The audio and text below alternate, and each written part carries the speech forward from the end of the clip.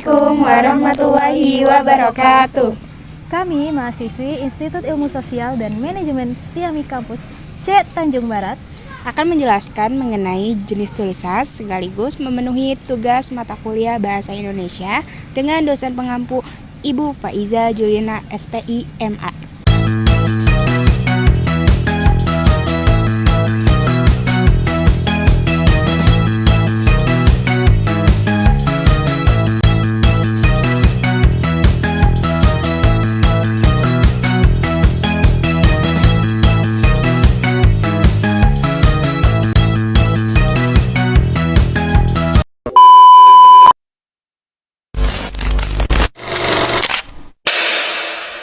Semuanya, di sini aku mau menjelaskan klasifikasi tulisan berdasarkan sifatnya.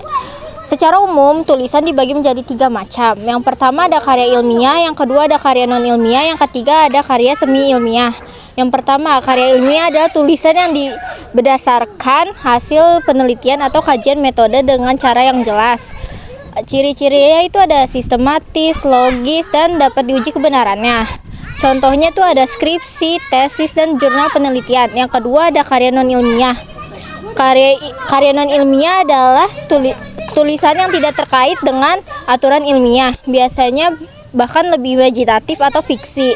Tujuannya untuk hiburan atau ekspresi diri. Contohnya ada puisi, novel, dan drama. Yang ketiga ada karya semi-ilmiah, yaitu tulisan yang mengangkat topik ilmiah namun disajikan dengan gaya bahasa yang lebih ringan dan mudah dipahami masyarakat. Tujuannya adalah untuk mengkomunikasikan ilmu pengetahuan yang khalayak luas. Ciri-cirinya yaitu bahasanya populer dan lebih fleksibel.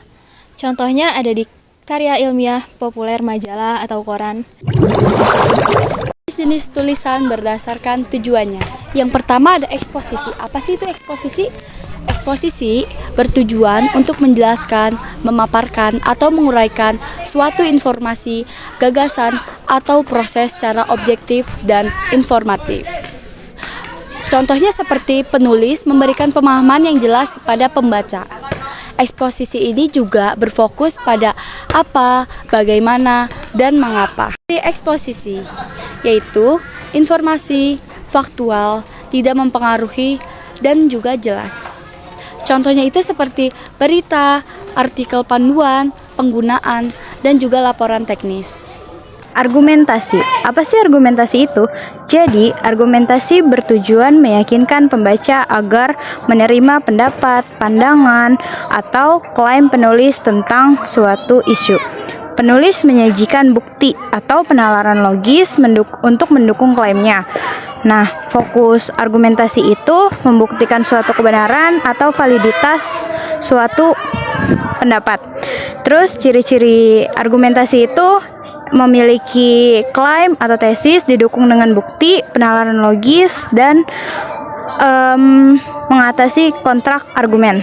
Nah, contoh argumentasi itu kita bisa lihat di pidato politik, artikel editorial, atau bisa juga di esai argumentatif. Jadi persuasi itu pengertiannya bertujuan membujuk, merayu, atau memengaruhi pembaca agar melakukan sesuatu, mengubah pandangan, atau setuju dengan suatu tindakan, seringkali menyentuh aspek emosional. Fokusnya itu menggerakkan pembaca untuk bertindak atau mengubah keyakinan. Ciri-cirinya itu mengandung ajakan atau bujukan, gaya bahasa menarik, menyentuh emosi, fokus pada keuntungan atau kerugian. Contohnya itu seperti iklan produk, kampanye sosial, dan pidato kampanye dan surat lamaran. Narasi adalah pengertiannya bertujuan menceritakan suatu peristiwa, kejadian, atau pengalaman secara kronologis, biasa berupa fiksi maupun non-fiksi. Fokusnya itu menyampaikan apa yang terjadi. Ciri-cirinya itu memiliki tokoh atau pelaku, ada konflik, ada latar belakang, alur atau plot, dan sudut pandang. Contohnya itu seperti cerpen, novel, dongeng, dan biografi dan laporan perjalanan. Nice. Selanjutnya itu ada deskripsi. Deskripsi bertujuan menggambarkan atau melukiskan suatu objek, tempat, orang, atau peristiwa secara rinci, sehingga pembaca seolah-olah dapat melihat, mendengar, merasakan, mencium, atau merasakannya sendiri.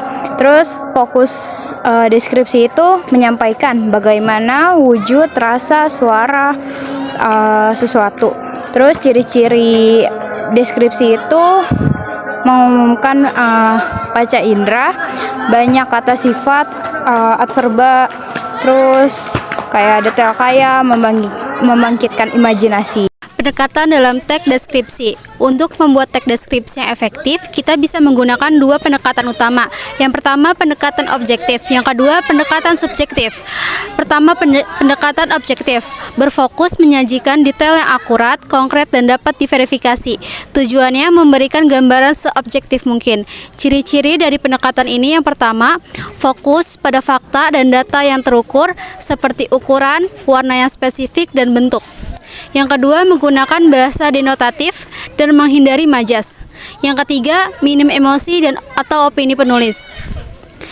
Contoh dalam pendekatan ini yaitu ruang tamu itu berukuran 4x6 meter, berdinding putih dan dilengkapi sofa abu-abu berbentuk L di sudut kiri. Yang kedua, pendekatan subjektif. Pendekatan ini berfokus menyampaikan kesan, perasaan, dan suasana hati yang ditimbulkan oleh objek pada penulis. Tujuannya membagikan emosi atau imajinasi pembaca. Ciri-cirinya, yang pertama, fokus pada kesan dan emosi. Yang kedua, menggunakan bahasa konotatif atau majas dan kata-kata yang dengan makna emotif. Yang ketiga, penulis menyertakan pandangan dan perasaannya. Dalam pendekatan ini yaitu ruang tamu itu terasa hangat dan ramah, seperti pelukan pertama setelah lama berpisah. Berikut ini informasi umum mengenai tulisan. Yang pertama, ada struktur umum tulisan. Hampir semua tulisan memiliki pendahuluan, isi atau pembahasan, dan penutup atau kesimpulan. Yang kedua, ada pentingnya kohesi dan koherensi. Kohesi yaitu keterkaitan antar unsur dalam kalimat atau antar paragraf melalui kata sambung, kata ganti, atau pengulangan kata kunci. Yang kedua, ada koherensi yaitu berkaitan makna antar bagian tulisan sehingga membentuk satu kesatuan ide yang utuh dan logis. Yang ketiga, ada gaya bahasa, diksi dan kalimat. Karya ilmiah, diksinya format, lugas, denotatif, kalimatnya efektif. Terus karya non ilmiah, diksinya fleksibel, konotatif, kalimatnya bervariasi. Lalu ada eksposisi, lugas, jelas, dan informatif. Lalu argumentasi dan persuasi, diksinya kuat, persuasif, bisa emotif.